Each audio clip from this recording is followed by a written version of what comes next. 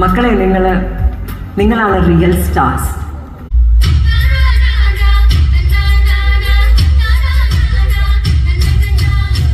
ഇപ്പം നിങ്ങൾ കണ്ടത് മുഹമ്മദ് യാസിൻ എന്ന് പറയുന്ന ഒരു വലിയ കലാകാരനെയാണ്. അദ്ദേഹത്തിൻ്റെ കുറവുകളൊന്നും തന്നെ അദ്ദേഹത്തിന് വിഷയമല്ല. ഡാൻസ് കളിക്കും, കീബോർഡ് വായിക്കും, പാട്ടുപാടും, അങ്ങനെയുള്ള അദ്ദേഹത്തിന് പറ്റുന്ന എല്ലാ കാര്യങ്ങളും ചെയ്യുന്ന ഒരു കലാകാരൻ. അദ്ദേഹത്തിന് നല്ലൊരു പാരൻസ് ഉണ്ട്. ആ പാരൻസ് ആ കുട്ടീനെ നോക്കുന്നത് കണ്ടു കഴിഞ്ഞാൽ നമുക്ക് ഒരേ സമയം സങ്കടം വരും, അതേപോലെ തന്നെയാണ് ഇങ്ങനെയൊക്കെ നോക്കുന്നുണ്ടല്ലോ. അത്രയും നല്ല കൈകളിലേക്കാണ് ദൈവം ആ കുട്ടീനെ മാത്രമല്ല ഇതുപോലത്തെ ഒരുപാട് കുട്ടികളെ കൊടുത്തിരിക്കുന്നത്. ഇനി ഞാൻ കുറച്ച് വിഷ്വൽസും കൂടി കാണിക്കാം. ആ വിഷ്വൽസ് കണ്ടതിന് ശേഷം ഞാൻ കുറച്ച് കാര്യങ്ങളും കൂടി പറയാം.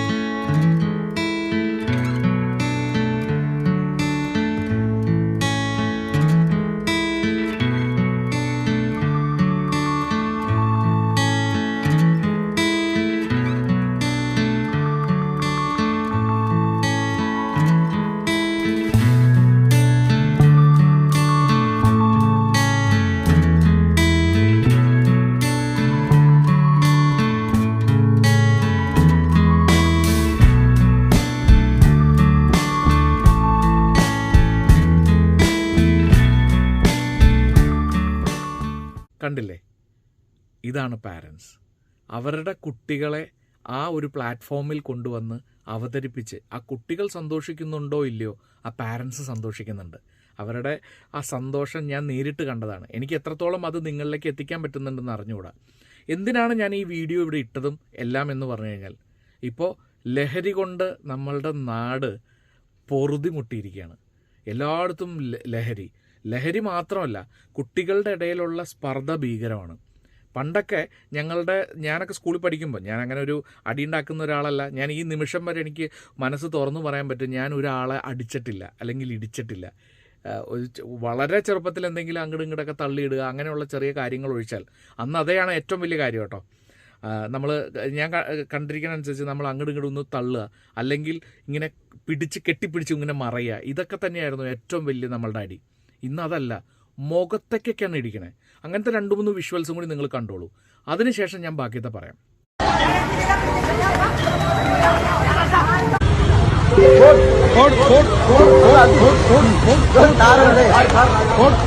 കണ്ടില്ലേ, എത്ര മൃഗീയമായിട്ടാണ് ഒരാളുടെ മുഖത്ത്.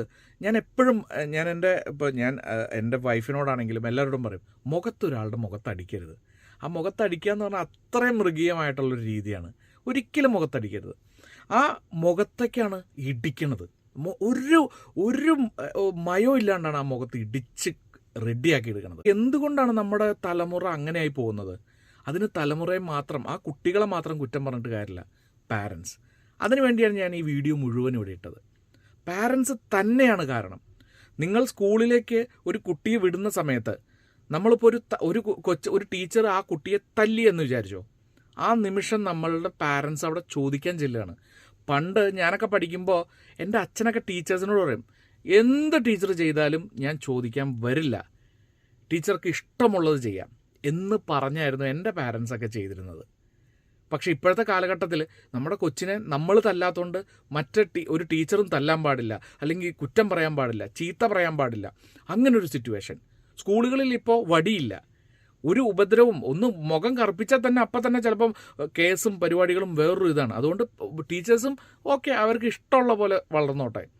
ഞാനൊരു സീനിയറായിട്ടുള്ള പെൻഷൻ പറ്റിയിട്ടുള്ള ഒരു സാറിനെ ഞാൻ കണ്ടിരുന്നു. അതെൻ്റെ ഒരു റിലേറ്റീവിൻ്റെ കല്യാണ സമയത്ത്.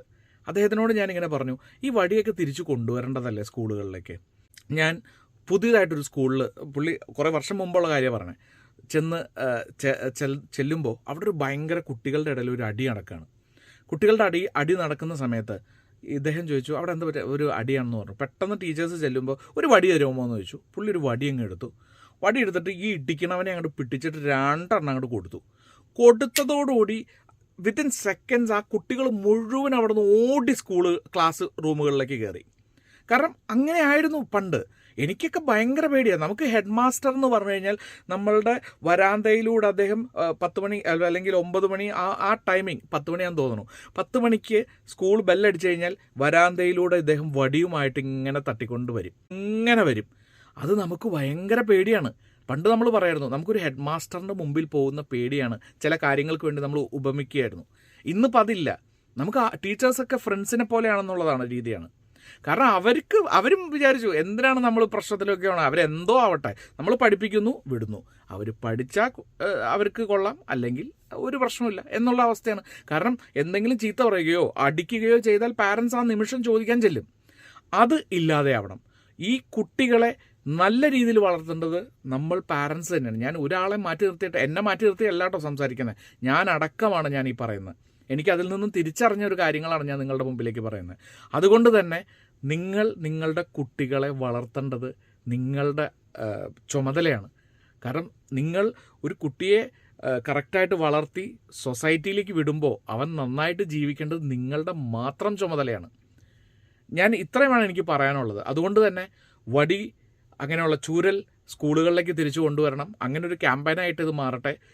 ഞാൻ സോഷ്യൽ മീഡിയയിൽ പലരും ഇട്ടിരിക്കുന്നുണ്ട് വടിയുടെ ഫോട്ടോ ഇട്ടിട്ട്. അതേപോലെ തന്നെ ഞാനും പറയുന്നു, ആ ക്യാമ്പയിനെ ഞാനും സപ്പോർട്ട് ചെയ്യുന്നു.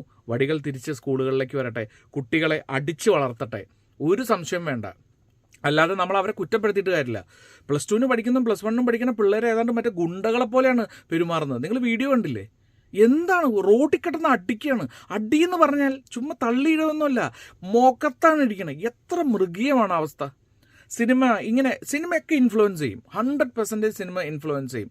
ഞാൻ ഉള്ള കാര്യമാണ് പറയണത്. ഞാൻ സിനിമ അത്ര സ്നേഹിക്കുന്ന ഒരാളാണ്, അതുമായി ബന്ധമുള്ള ഒരാളാണ്. സിനിമ ഇൻഫ്ലുവൻസ് ചെയ്യും.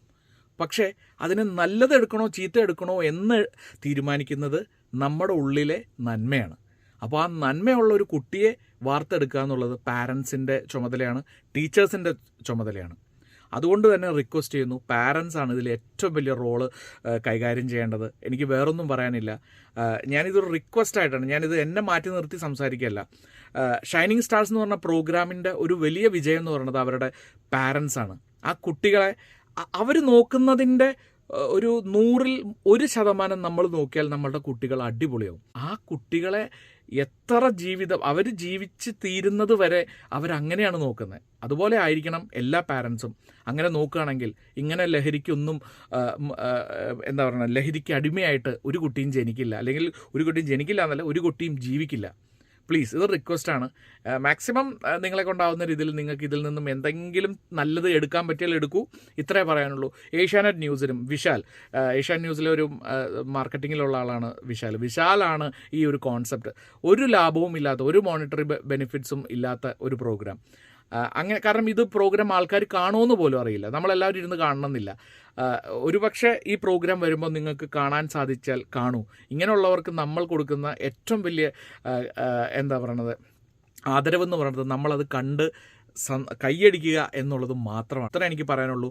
നമ്മൾ പാരൻസാണ് എല്ലാത്തിനും വഴിയൊരുക്കുന്നത്. അതുകൊണ്ട് നമ്മൾ തന്നെ ശ്രദ്ധിക്കുക. സിനിമയും എല്ലാം അതിന് ബാധ്യസ്ഥരാണ് എങ്കിൽ കൂടിയും അതിലേറ്റവും കൂടുതൽ ബാധ്യസ്ഥൻ സ്വന്തം പാരൻസ് തന്നെയാണ്. അവൻ നല്ലതിനെ തിരഞ്ഞെടുക്കണോ ചീത്തയെ തിരഞ്ഞെടുക്കണോ എന്ന് തീരുമാനിക്കേണ്ടത് അവനാണ്. അതിനുവേണ്ടി നമുക്ക് എല്ലാവർക്കും കൈകോർത്ത് ഒന്നിച്ച് മുന്നോട്ട് പോകാം. സ്കൂളുകളിൽ വടി ചൂരൽ തിരിച്ചു വരട്ടെ.